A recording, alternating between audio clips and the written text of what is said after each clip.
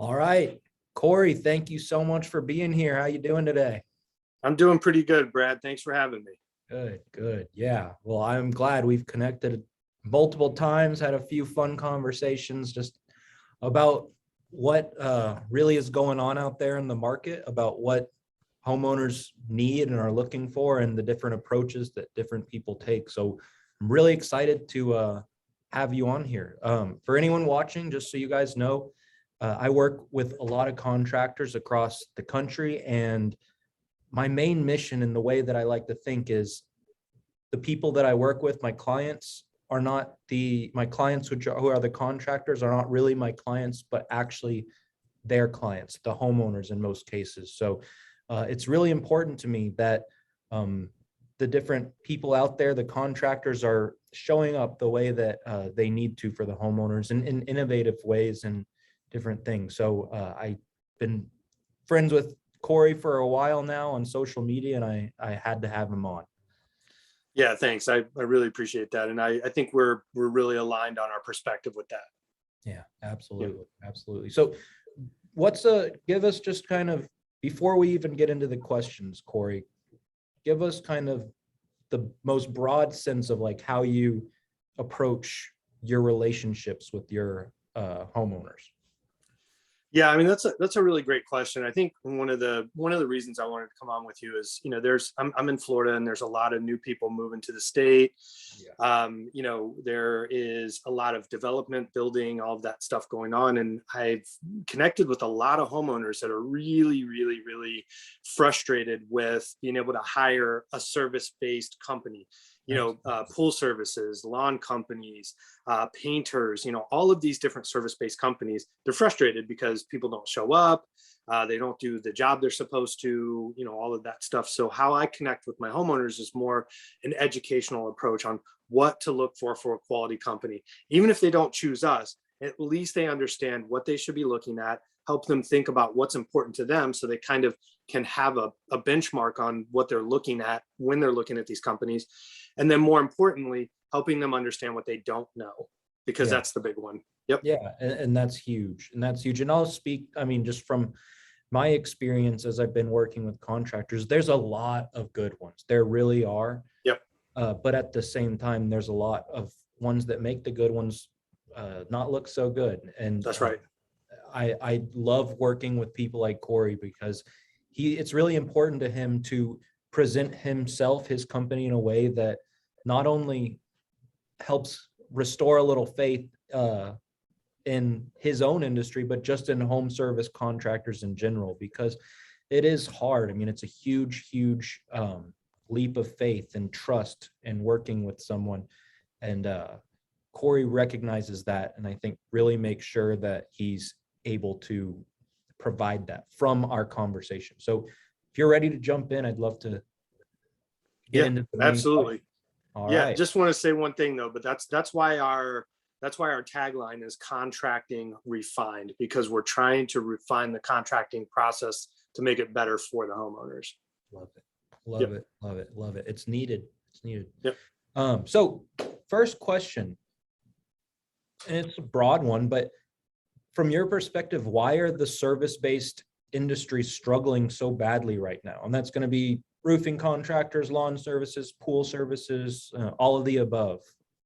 Yeah, it's a good question. So from what we're seeing, there's a lot of work out there right now. Economically, people are using service-based companies more and more. Lawn care services, pool services, house cleaning services, all of that stuff. So there's much more of a demand.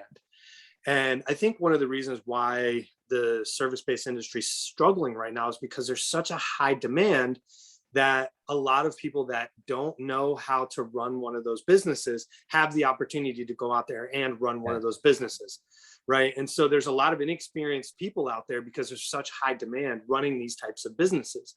Couple that with the fact that, we're having some issues with,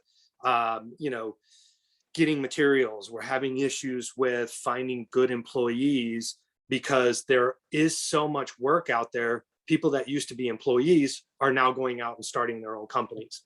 Yeah. Right. And no business. Some of them have no business doing it. I mean, let's be honest about that. Yeah. Right.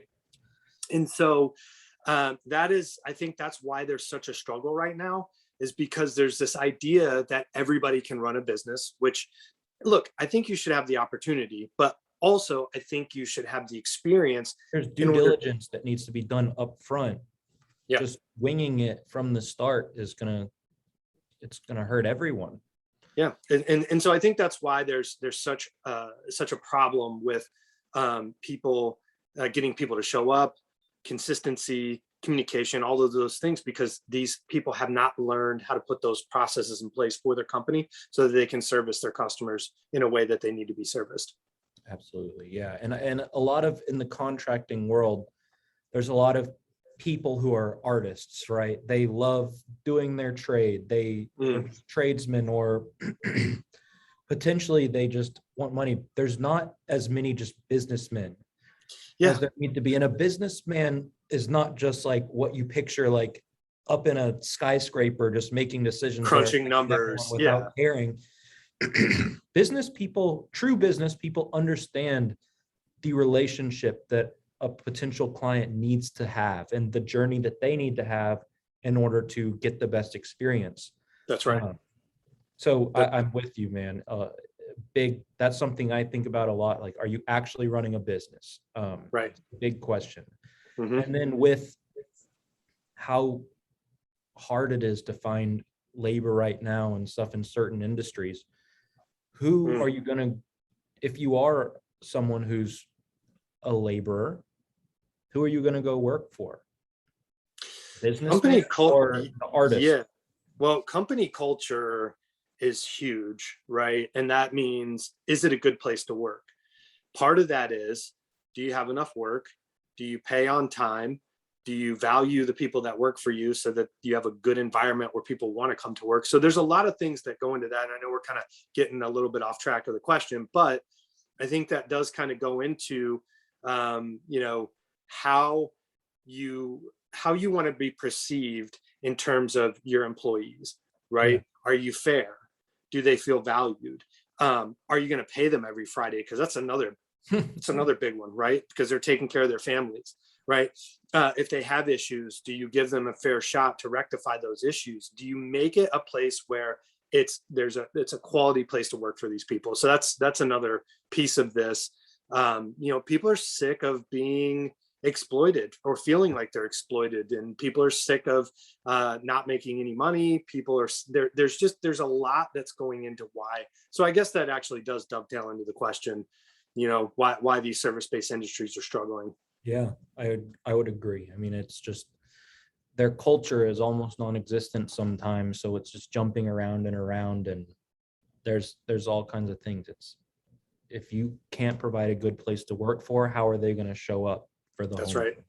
That's right. So I think that actually is a good transition into this next question, and it's something that not every state does. You're in Florida, so I know that the licensing is pretty heavy there, but why is licensing and the proper business insurance so important to like choosing a contractor, and also to being comforted and aware of who you're actually working with? Yeah, that's a really great question. So first I want to say there's this idea that just because the company's licensed that they're going to be a quality company. Not the case. Okay. That's just not the case. So the reason it's so important, there's a few different reasons. One, mostly because the owner or the license holder has taken the time to go through the vetting process with the state, meaning they don't have any felonies for, any financial crimes. They don't have any violent felonies. Mm-hmm. They don't have any bankruptcies, things like that. So they've gone through that vetting process with the state. The second thing is that they've taken the time to actually study some of the material in terms of being able to pass the test for the state of Florida. What people don't realize is there's about a 30% first-time pass rate on that test. It's difficult. I've heard it's brutal. It's brutal. There's two sections. There's a trade section, which goes through codes and trade knowledge. And then there's another business and finance section that goes through, basically the laws and the rules of the state of how to run the business and how to make sure that you're paying your taxes, make sure your employees are classified correctly, all that different stuff. So that's you're going to get a better chance of having somebody that runs a little bit better business if you hire somebody that's licensed. Now, the problem with Florida, there's a flaw in the system. State of Florida allows what's called a qualifier. Okay, a qualifier is a licensed individual that can qualify a business. So that means somebody could come to a license holder and say, hey, will you qualify my business even though I'm not actually licensed? So the license holder will actually become the qualifying agent of the business so that the company can operate legally in the state as a licensed business. Yeah. Okay. For how long? Indefinitely. Wow.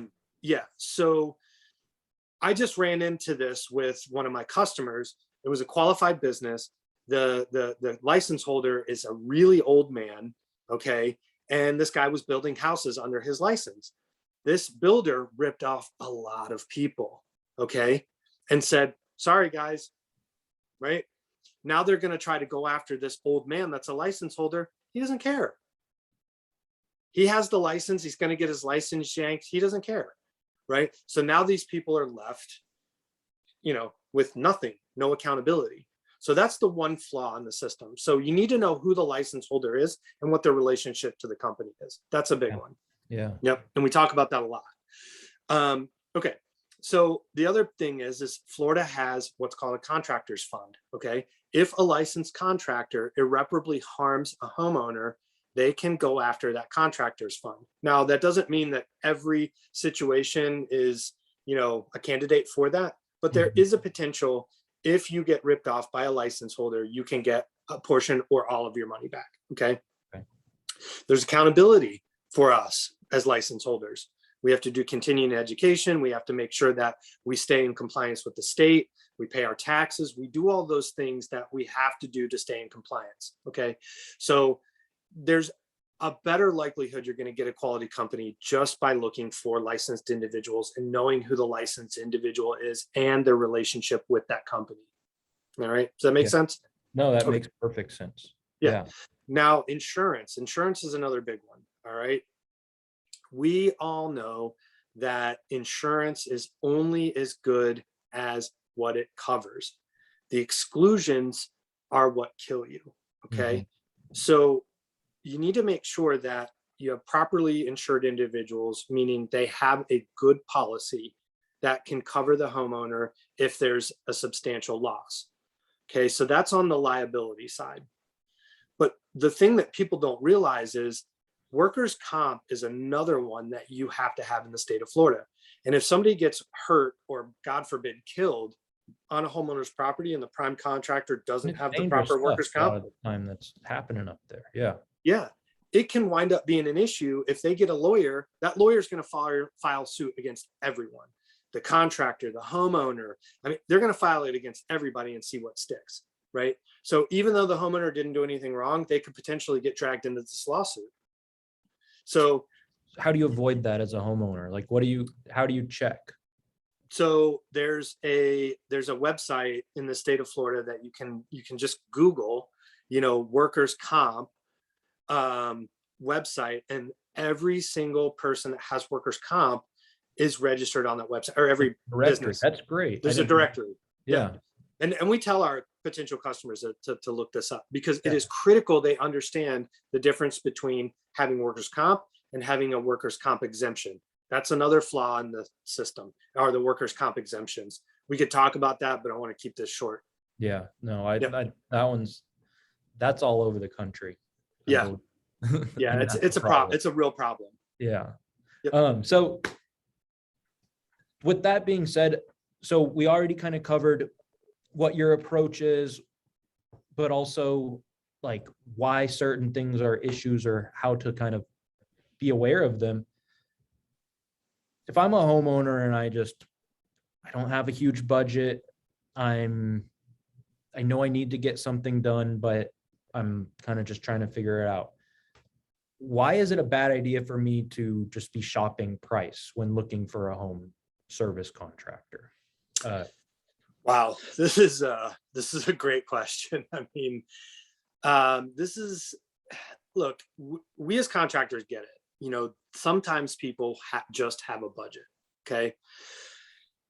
The real issue becomes when you're trying to make the evidence fit the crime. Mhm. Okay. And what I mean by that, Yeah. what I mean by that is you're going to search for what fits what you need. Okay. And that's the budget. The real issue with shopping on price is legitimate contractors. We talked about them being businessmen and understanding what the company needs to do to actually turn a profit. And look, we're in a capitalistic society, and I tell people this all the time. We're a for-profit company. We are. Mhm. Okay. Companies need certain things to stay in business. They need to make enough money to pay for those insurances we just talked about. They need to make enough money to pay their employees well, so that you get good quality installers, so they do a good job. Good companies need, they have to pay overhead, meaning they have to pay their accountants, they have to pay for their computer systems, they have to pay for all of those things. And why is that important for the homeowner? Well, warranties, making sure they get a good job, making sure that they don't have problems during the job, making sure that the company can take the time to do the job correctly. All of those different things factor into the price of a quality company. If you're not going to, if you have 5 people out, okay, and 3 of them are at a certain price point, and then you have 2 that are much, much lower, okay, those 2 that are much, much lower, the trade-off is going to be a few things. Either A, they don't know how to run their business. B, somebody made a mistake on the estimate, which is problematic, right? Because they may not have included The something. amount of like in the very middle of the service, like, oh, by the way, we need to replace your decking too. It's like, because so they forgot something. 5,000 more, like now Yeah. I'm more expensive than the other people. Right. So I always tell people, look, rather than shopping on price, like we're conditioned to buy cars in a certain way, right? People say, hey, I've got a car to sell you. Okay, well, what kind of car is it? How old is it? How many miles does it have on it? What options does it have in it? Right? Like we're trained to buy cars that way. We're not trained to buy home services that way, right? Somebody says, oh, I'm going to get estimates. Okay, well, I ask people, what are you looking for in those estimates? Well, what do you mean? Well, estimates are just number on a paper, right? What goes into that estimate? Well, I don't really know. And then I use the car analogy. Well, if you were going to buy a car, you'd be asking what kind of car it is, what year it is, what color it is, how many miles are on it, all of those different things to help you determine what the value should actually be of that car. Yeah. Right.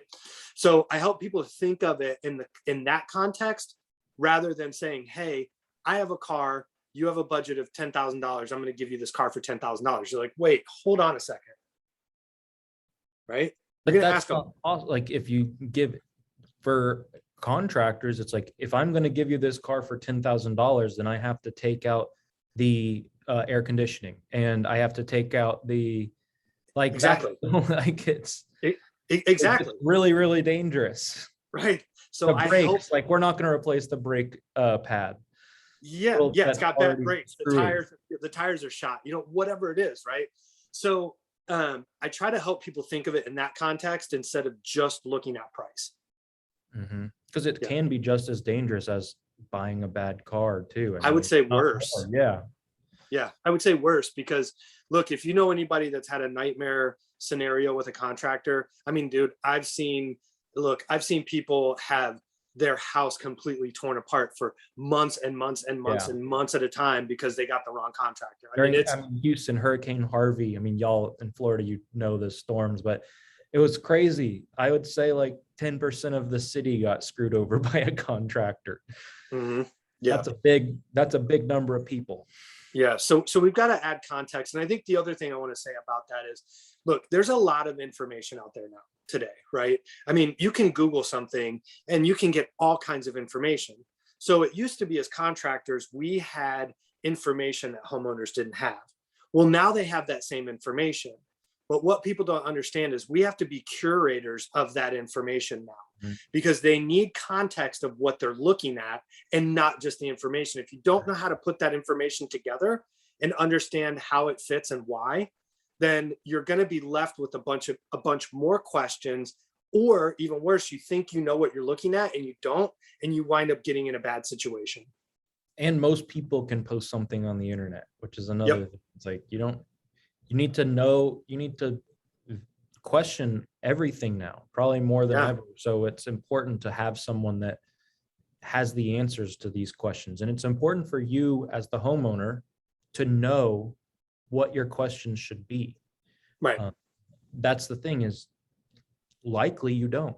Right. So finding someone that you can trust to kind of guide you through that is incredibly important. Yeah. I love that. I love that. So with all that noise, then how do you actually choose a good company when hiring a service-based industry or a service-based business? Sorry. Like, how do you find, like, we've kind of covered what to be nervous about, why certain people aren't wrong, but how do you know when you found the right person? So what I always ask people, first question that we talk about, like, what is important to you? Okay. So the potential buyer needs to ask themselves, well, what's actually important to me here? Okay. And we ask them questions like, is price just important, or is communication important? Is cleanliness important? Do you have, obviously their house is important. Is your time important? Communication, all those things. What's the most important to you? And then looking at it from that standpoint, well, then you start asking questions to the company. Well, how do you guys communicate? If there are things that happen during the project, well, what are your processes for that? Like, how do you operate as a company? Who's actually working for you? All of those different things to like dig into who the company is, how the company's structured, and how they operate is huge. The other thing is making sure that there's 100% transparency and clarity on whatever the work scope's going to be, right? Like Yeah. having a written document on what's going to be done, how it's going to be done, And and the built-in timeline. accountability to that as well. Well, that's where, so that's Openness where and the number willingness one, to be held accountable. that's right. And that's where the number one conflict comes in, is unrealized expectations, right? Because you as a homeowner, you have ideas of what you want. Us as a contractor, we have ideas of what we're going to do and what we're going to provide and what we're not going to provide, more importantly, right?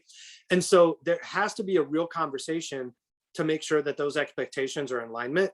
That way you're not coming to me and saying, hey, Corey, I thought you were going to, I thought you were going to paint all my fascia, right? And it says, well, we talked about this. Line item number 3 says we're going to replace it, but we're not going to paint it, right? So making sure that there's clarity in that, so that you aren't expecting something we're not going to provide, and vice versa.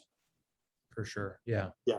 No, I like that. And I also think that it's important because we have to create something in the middle to unite the contractor and the homeowner, right? So like, Yeah. it has to be something in the middle that both can refer to have an actual real conversation around what's being done, what was supposed to be being done, and all of that. And that's something that people forget. The quick, like, oh yeah, buy my roof, blah, blah, blah, and then like it's just done.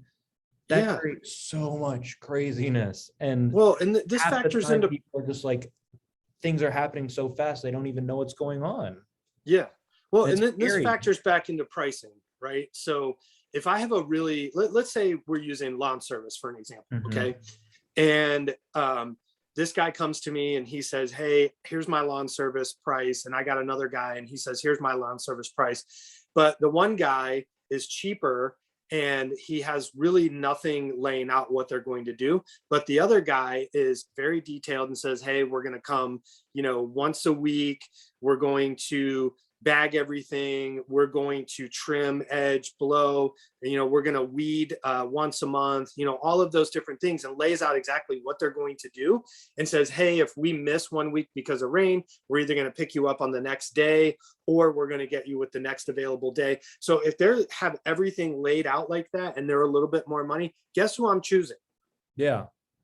Right. I don't know what this other guy's doing. Yeah. You know what's going to happen. And I think that's a big thing. Like, at the end of the day, like the price point of clarity and certainty on like what's going to happen especially in something as important as a home improvement project or home maintenance or anything like that. Like that's huge because that's your safe space. My wife is, there's times where I want to sell our house, right? Because it's just as a money move, just because I don't get locked into places, right? Yeah. She's against it. No way. Not a chance in the world. This is my safe space. So that's like a pretty common place. And I'll admit, like, where do I picture myself when I'm like just trying to relax? It's like my favorite thing is on a Saturday to not have anything to do, to just like I picture like I have the whole scene in front of me. So I know that's kind of funny and a weird broad thing, but it's so important to recognize, It's true. like, how do you build that safety within the service that you're offering as well? Because that's something people value in a massive amount.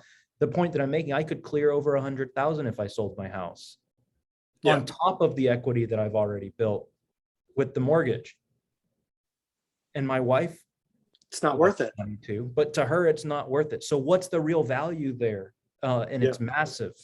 Yeah. And it's enough to stretch. It's enough to get uncomfortable to know and have absolute certainty that something's going to happen. So great segue into this final question. And this is my favorite one to ask is, why is choosing the lowest priced generally the complete opposite of what most homeowners actually want?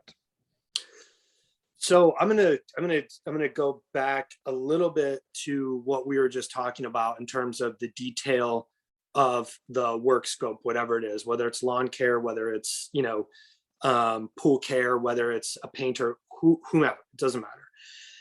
Anybody that has the foresight to be really detailed in what their work scope looks like and to make sure that they convey that to me is somebody that I want to do business with, because that dovetails into the question you just asked. What people don't realize is there's always going to be a trade-off for that cheaper price. Okay. You buy a product, you buy shoes from Payless and they're, I don't know, whatever they are. And then you buy $100,000 pair of shoes. They're typically made a little better, right? Yeah. They just are.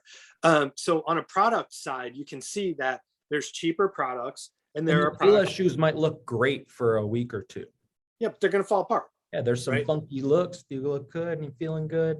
Yeah. Like always. So there's always going to be trade-offs. And so what I would say is that if the company stands up to scrutiny, meaning you dig into them, their processes, they have great detailed work scopes, they're fully insured, they're fully licensed, all of that stuff. If they hold up to scrutiny, that's the company you want to do business with because they're going to be around.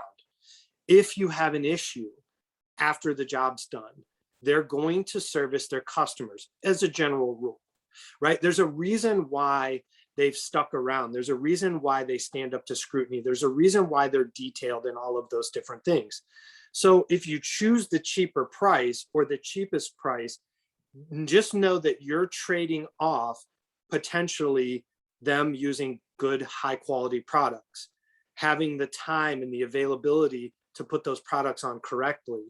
Your warranties, are they going to stand behind their work? Did they install it correctly so you get your product warranties? Probably not. Are they going to try and make that up during the project like you talked about, right? Because it was underbid and they realize they're going to lose money, okay? Or even worse, are they in the middle of the project, they realize they underbid it, and now they're trying to rush. That happens like a disgusting all the amount time because there's all these inspections, so there's easy points of just taking off. It's terrible. Yeah. So they either take off and they don't finish the job, or they try to rush and they do a crappy job to finish. Or they wait until they have enough cash to finish the job and the homeowner's left with a tarp on their roof for 8 months. Oh, the old contractor Ponzi scheme. Yeah. Right. Rob Peter to pay Paul, go get another deposit to finish this job and so on and so forth. And that's another great point, right? Most quality companies, unless it's a large value custom product, okay, most quality companies do not take deposits. They just don't. Okay, we don't take a single penny till the day we show up and start. Materials have already been delivered. And that's another thing. Does the company operate? Are they solvent? That's a big one. Okay, And that's a good question to ask, right? What's the company's finances look like? What's the credit with their suppliers? You know, all of those And things the are wrong very, company's gonna be like, oh, what did you yeah. ask? And the right We're an ones are open like, book. oh, yeah, yeah. Yeah. I mean, I will show anybody anything about how we operate, right? Just because we know that transparency is important. You need to know who you're dealing with. But more importantly, we have all those things in place so people can feel comfortable about who they hire. So I would say to people, You're in look, their house, you might as well let them in yours, right? that's a great, yeah, that's a great way to put it. Okay. There has to be mutual trust. Okay. And I want people to have trust and confidence in who they hire. And again, it's not about just hiring us, it's just having trust and confidence about who you hire across the board. Because I'll say this, and I always tell them, if there's companies that stand up to scrutiny, generally speaking, we are all close in price because we understand how to run our business. We have profit margins, we have, gross operating, we have all of those things. We cover our insurances, we pay our people, all of those things. So we're all going to be generally, priced the same. Yeah. Yeah. That's a good one. I love that. And I think standing up to scrutiny, I think that's kind of a theme that you save till at the very end, but that's a theme, is being willing. I mean, guys, this isn't a small investment. And remember, this is about you. This conversation and all that, it's about you. It's not about how can we make the contractors the most money. It's not about how can we get, like, you're the client, you're the end user. Promoting the wrong person is going to get the wrong person in front of a lot of people. So being able, like, scrutinizing them, like asking them the hard questions and all that, and having someone who's willing to kind of show you what they are. The right person isn't going to be nervous about answering these questions. The right person, they might be like, this is weird, I don't usually get asked this, but they're still like, here, because it's a huge decision. And the Yep. cost of the wrong decision, I want to leave on what I say, and then let Corey give his last remarks. I made a post the other day, and everyone has maybe heard, especially in the contractor world, if you think hiring an expensive contractor or if you think hiring the right contractor is expensive, try hiring the wrong one, or something along those lines. Yeah, that's the quote. Yep. But think about it. You pay $5,000 for the person that is way too cheap and is like the bottom of every single quote that you got. And then that job gets all screwy and that ends up costing you more than that person that was a few thousand more. And it's really important to think like that and to understand, like, the cost of hiring the wrong person is massive. It's massive. Like, it's so much bigger than a leaky roof. It's so much bigger than someone who messes up your your irrigation system. It's so much bigger than all of that. The cost of hiring the wrong person is massive. So being willing and ready to scrutinize people, being ready and willing to ask the hard questions that make them squirm a little bit, the right person's going to feel like, because they asked that question, like, they deserve an answer. Like, especially the hard questions to answer, I want to give the answers to, and that's the right person. So Yep. Know that. So that's my final remark. But Corey, do you have anything to kind of leave whoever's been watching this with? Yeah, I would just leave with, it's, unfortunately, we're in a place now where we have to be a little bit more diligent with who we deal with, right? And so I would just tell people, take a little bit of time. The ones that stand up to scrutiny are the ones that you probably want to do business with. And more so, I always tell people, have you ever had a recommendation to a restaurant, right? Somebody's like, you got to go try this place. It's new, but their food is phenomenal. And then after a couple months, you go there and then you eat there and you're like, yeah, it wasn't that great, right? And then a year later, the place is a ghost town, right? And that happens all across the board because they don't understand how to scale. They don't understand how to say no. And more importantly, they don't have the processes in place to continue servicing their clients in a way that is outstanding to keep people coming back. right? And if you just look at, you know, and I'm going to plug us a little bit, if you look at our reviews, right? Our reviews all say the same thing. There's a common theme. They took the time to answer our questions. They answered the phone. They showed up on time, right? Which is kind of crazy. That's a hallmark, right? Like, but and we do that because we look at things from the homeowner's vantage point, right? Like, how do we provide good service? And I'm going to be honest, it's self-preservation. We want to stay in business, right? And we have to serve our customers in order to do that. So we've kind of looked at it. How do we service our customers the best so that we stay in business? It's really a mutual circle, right? And then we try to help people understand that. And again, it's all about education. We educate people what to look for, what should be on an estimate, how to dig into the, you know, what's important to you, what to look for, the hallmarks of a quality company. And even if it's not us, or it translates into other service sectors so that you can choose the right person or company. Absolutely. Well, I love that. Thank you, Corey, and thanks for anyone who is watching. I hope this was valuable, and I hope that you were able to kind of learn a little bit about what you should be asking. And I really hope that it empowered you to be comfortable asking the right questions. Yeah, they're important. It's a big, big deal. So anyone who tries to make you feel like you're being unreasonable with that, like, maybe being a little interested in why. So thank you, Corey. This was awesome, very insightful, and well, appreciate it, man. Sure. Yeah, thanks.